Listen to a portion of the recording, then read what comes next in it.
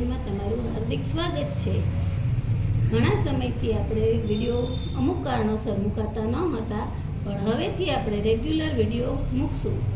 અને આજે દિવાળીની શરૂઆતથી આપણે સ્ટાર્ટ કરીએ તો દિવાળીના નાસ્તા તો આપણે બનાવશું જ, અને સાથે આપણે મહેમાનો માટે સ્વાદિષ્ટ મુખવાસો પણ બનાવશું। તો આજે આપણે શરૂ કરીએ દિવાળી માટે સ્પેશિયલ પાનનો મુખવાસ। તો પાનનો મુખવાસ બનાવવા માટે આપણે કાંઈ જ કુકિંગ પ્રોસેસ નથી કરવાની। તેના માટે મેં લીધા છે નાગરવેલના પાન। 25 નંગ નાગરવેલના પાનને ધોઈને કોરા કરીને સારી રીતે સમારી લીધા છે બારીક। પછી તેમાં નાખશું આપણે 2 પેકેટ ગુલકંદ। તમે કોઈ પણ કંપનીનો લઈ શકો છો।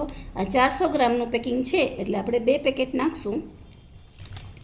પછી આ છે સલી સોપારી, જે ખૂબ જ જરૂરી ઇન્ગ્રેડિયન્ટ છે, તે તમે નાખવાની છે 1 પેકેટ। આ 200 ગ્રામનું છે। તેમાં નાખશું આપણે ધાણા દાળ, તે 2 પેકેટ, 200 ગ્રામના 2 પેકેટ નાખશું આપણે। હવે નાખશું આપણે આ તૂટી ફૂટી, તે તમે કલરવાળી પણ લઈ શકો છો અને રેગ્યુલર લાલ પણ લઈ શકો છો। મેં રેગ્યુલર લીધી છે, તે નાખશું 2 પેકેટ। તેના માટે આપણે આવે છે ખજૂર, આ સ્વીટ ખજૂર આવે છે દિવાળી માટે સ્પેશિયલ પાન માટે, તે આપણે 1 પેકેટ નાખશું।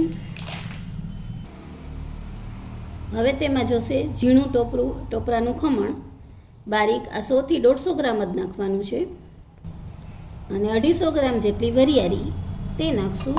અને સ્પેશિયલ પાનના મુખવાસ માટે આ ડબ્બી લેવાની તમારે, તે છે હીરા મોતી પાન મસાલાની, તે ખાસ આપણે નાખવાની છે।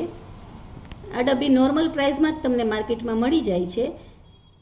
હવે આ મુખવાસ બધા અલગ અલગ રીતે બનાવે છે। તેમાં ચટણી નાખે, કાથો નાખે છે, ઈજમેટના ફૂલ નાખે છે, બધા અલગ અલગ નાખે છે, પણ જરૂરી ઇન્ગ્રીડિયન્ટ્સ આટલા છે। બીજું વસ્તુ તમારી પાસે ન હોય તો પણ ચાલે। હવે આપણે પાનનો મુખવાસ બનાવવાની શરૂઆત કરીએ। હવે આપણે એક મોટું મિક્સિંગ બાઉલ લેશું, તેમાં નાખશું ધાણા દાળ,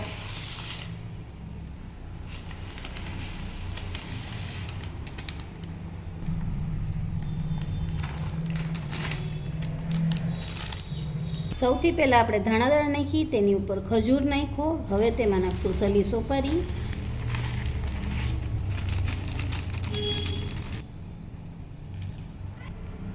હવે તેમાં નાખશું તૂટી ફૂટી,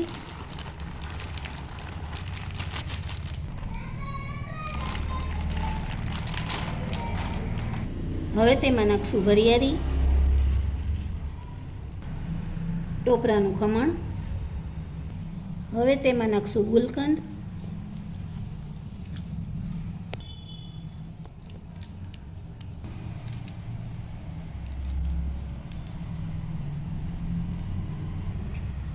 હવે આપણે એક મોટી ચમચી ભરીને પાનનો મસાલો નાખશું, અને તેમાં સમારેલા પાન। બસ હવે બધી વસ્તુને સારી રીતે આપણે હાથેથી મિક્સ કરી દઈશું।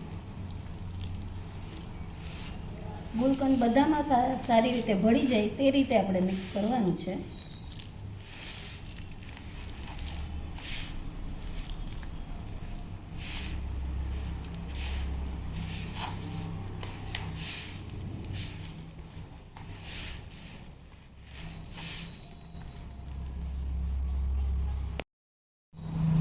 જો હવે આ બરાબર મિક્સ થઈ ગયો છે, અને આ 2 કિલો જેટલો મુખવાસ થાય છે।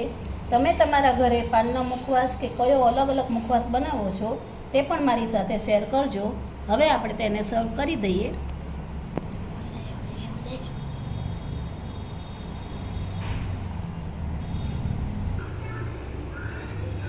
તો તૈયાર છે આપણો મસ્ત મજાનો પાનનો મુખવાસ। જો તમને મારી રેસીપી ગમી હોય તો લાઈક કરજો, શેર કરજો અને સબસ્ક્રાઈબ કરવાનું ન ભૂલતા।